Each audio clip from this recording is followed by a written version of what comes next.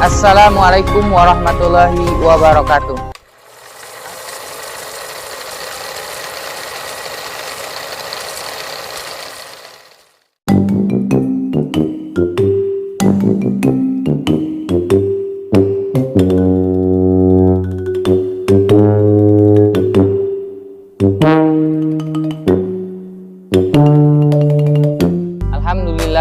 Alhamdulillahirabbil alamin. Wassalatu wassalamu ala asrofil anbiya'i wal mursalin wa ala alihi wa sahbihi rasulillahi ajmain. Yang pertama-tama marilah kita panjatkan puji dan syukur kita atas kehadirat Allah Subhanahu wa taala, yang mana pada kesempatan kali ini saya diperkenankan untuk membuat hasil tugas akhir saya, yaitu tentang tokoh-tokoh agama Islam. Untuk memenuhi tugas akhir semester saya dalam mata kuliah Sejarah Pendidikan Islam yang diampu oleh Bapak Dr. Haji Hamzah SAGMAG. Dalam hal ini saya akan menjelaskan kurang dan lebihnya tentang tokoh-tokoh pendidikan agama Islam.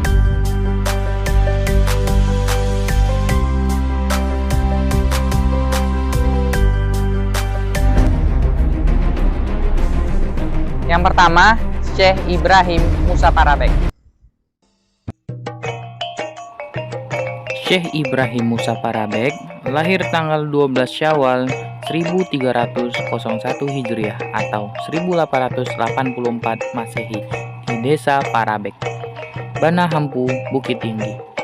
Ayahnya bernama Syekh Muhammad Musa bin Abdul Malik Al-Qarhawi, seorang ulama yang terkenal di kampungnya Karakatau Parabek. Ibu Ibrahim bernama Ureh. Sejak kecil, Ibrahim telah belajar Al-Quran di bawah bimbingan ayahnya.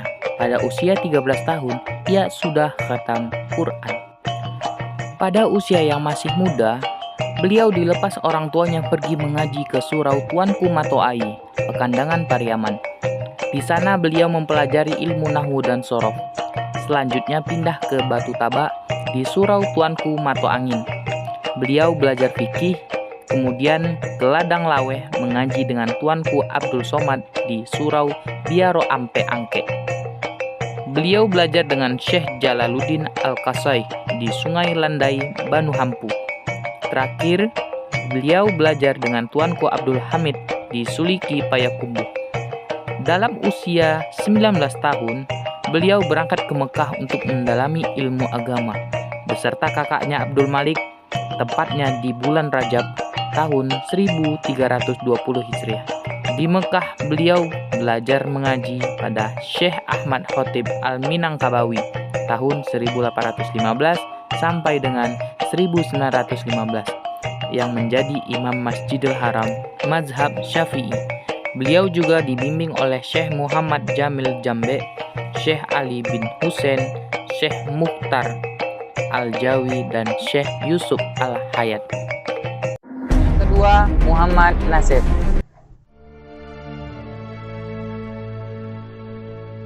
Muhammad Nasir adalah putra kelahiran Alahan Panjang, Kabupaten Solok, Sumatera Barat, 17 Juli 1908 dengan gelar Datuk Sinaro Panjang. Muhammad Nasir adalah orang yang berbicara penuh sopan santun, rendah hati, dan bersuara lembut meskipun terhadap lawan-lawan politiknya.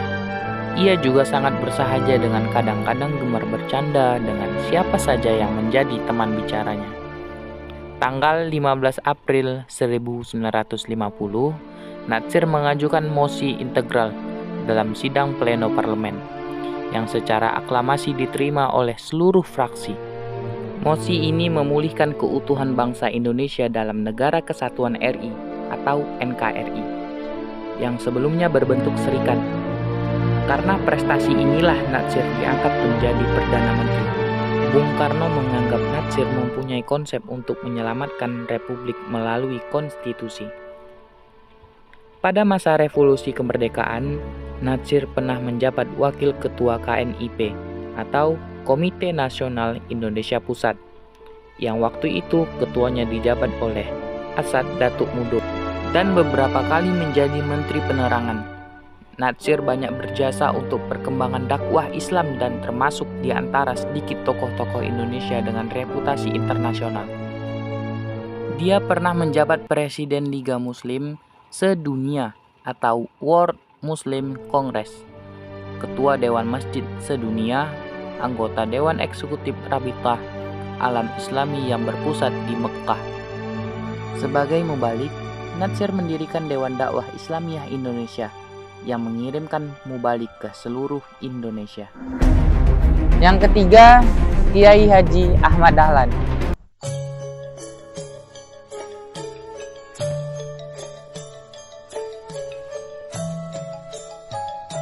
Kiai Haji Ahmad Dahlan atau Muhammad Darwisi dilahirkan pada tahun 1869 di Desa Kauman, Yogyakarta. Ayahnya bernama Kiai Haji Abu Bakar bin Kiai Sulaiman, seorang khalif tetap di Masjid Sultan di kita tersebut. Sewaktu kecil, Ahmad Dahlan tidak sempat menikmati pendidikan barat. Untuk anak-anak kaum ningrat yang lulusannya biasa disebut kafir landa. Ahmad Dahlan dikirim di pesantren-pesantren yang ada di Pulau Jawa atau Yogyakarta dan sekitarnya. Pada 18 November 1912, Kiai Haji Ahmad Dahlan mendirikan organisasi Muhammadiyah di Yogyakarta. Organisasi ini mempunyai maksud menyebarkan ajaran Nabi Muhammad SAW dan menyebarluaskan agama Islam pada anggota-anggotanya.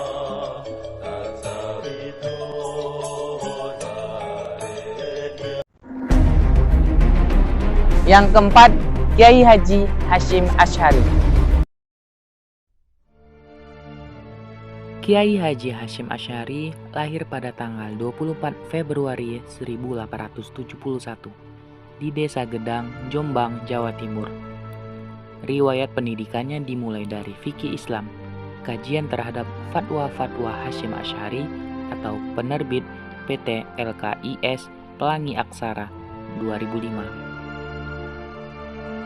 Setelah itu ia melanjutkan pendidikannya pada berbagai pondok pesantren yaitu khusus di Pulau Jawa, di antaranya Langitan, Tuban, Demangan, Bangkalan, Sidoarjo, dan lain-lain. Pemikiran dalam bidang pendidikan, yang pertama mengajar. Mengajar merupakan usaha yang ditekuni Hasyim Asy'ari sejak masih kecil. Bahkan di pondok pesantren, ia sering dipercaya oleh gurunya mengajar santri-santri yang baru masuk. Yang kedua, mendirikan pesantren. Hasyim Asy'ari mendirikan pondok pesantren yang dikelolanya sendiri di Desa Tebu Ireng, Jombang. Kehidupannya banyak tersita untuk membina santri-santrinya. Yang ketiga, mendirikan organisasi. Hasyim Asy'ari bersama Kiai Haji Abdul Wahab Hasbullah dan sejumlah ulama lainnya di Jawa Timur mendirikan Jam'iyah Nahdlatul Ulama atau NU. Sejak awal berdirinya Kiai Haji Hasyim Asy'ari dipercaya memimpin organisasi itu sebagai Rais Akbar. Yang keempat, berjuang melawan Belanda. Pada masa revolusi fisik melawan penjajah Belanda, Kiai Haji Hasyim Asy'ari dikenal karena ketegasannya terhadap penjajah dan seruan jihadnya yang menggelora para santri dan masyarakat Islam. Yang kelima, aktif di Masyumi. Hasyim Asy'ari pernah menjabat ketua besar Masyumi ketika NU menjadi anggota. Dalam suatu kesempatan pidato di hadapan ulama seluruh Jawa pada tanggal 30 Juli 1446 di Bandung.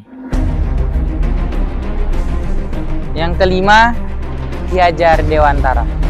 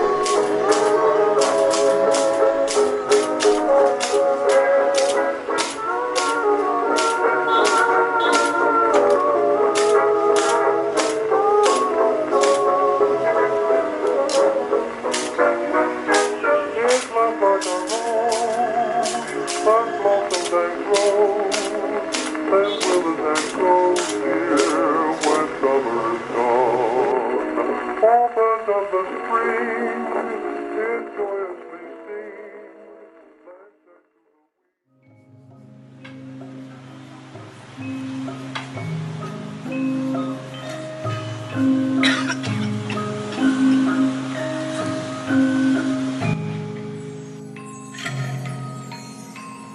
Raden Mas Suwardi Suryaningrat atau Suwardi Suryaningrat sejak 1922 menjadi Ki Hajar Dewantara.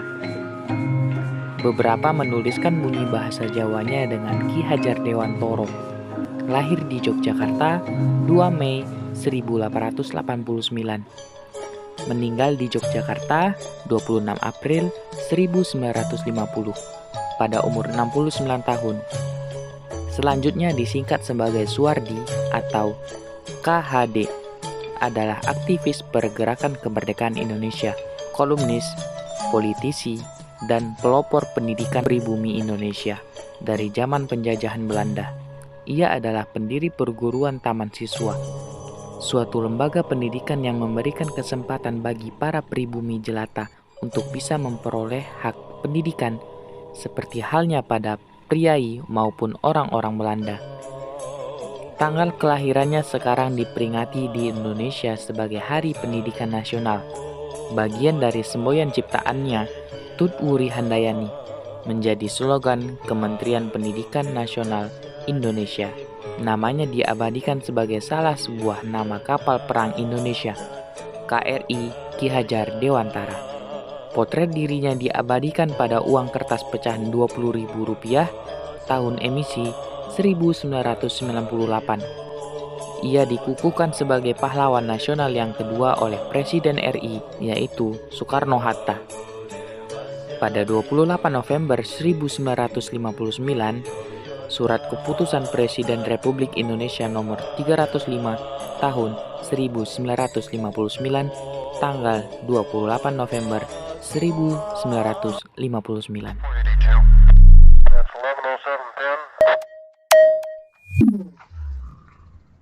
Halo teman-teman.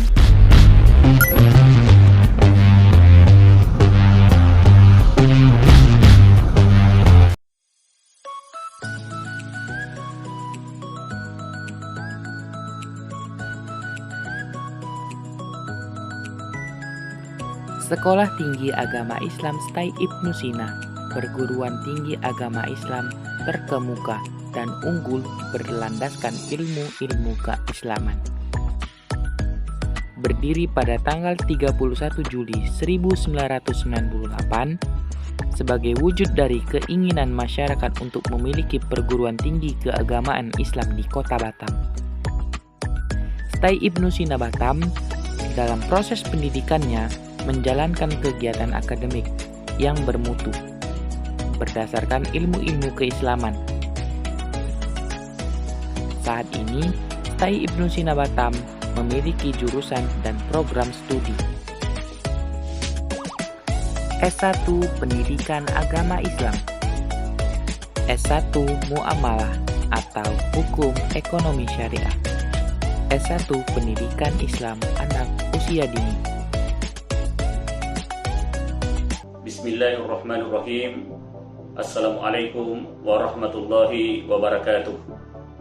Kami ucapkan selamat datang di Sekolah Tinggi Agama Islam Ibnu Sina Batam sebagai perguruan tinggi Islam yang tertua di Kota Batam dan salah satu perguruan tinggi Islam yang nilai akreditasinya B, dan beberapa prodi juga mendapatkan akreditasi B, termasuk Prodi Pendidikan Agama Islam akreditasinya B yang ketiga kalinya, dan Prodi Hukum Ekonomi Syariah atau Prodi Muamalah terakreditasi B, dan Prodi yang ketiga Pendidikan Islam Anak Usia Dini PIAUD mendapatkan akreditasi C. Kami sebagai perguruan tinggi Islam selalu berkomitmen untuk meningkatkan baik itu SDM ataupun kelembagaan dari sisi Tridharma perguruan tinggi, baik itu pengajaran, penelitian, dan pengabdian kepada masyarakat. Kami juga menjalin kerjasama baik itu level nasional ataupun internasional. Saat ini, STAI Ibnu Sina Batam on progress untuk merger ke UIS, Universitas Ibnu Sina, yang insya Allah akan menjadi fakultas dengan nama Fakultas Studi Islam.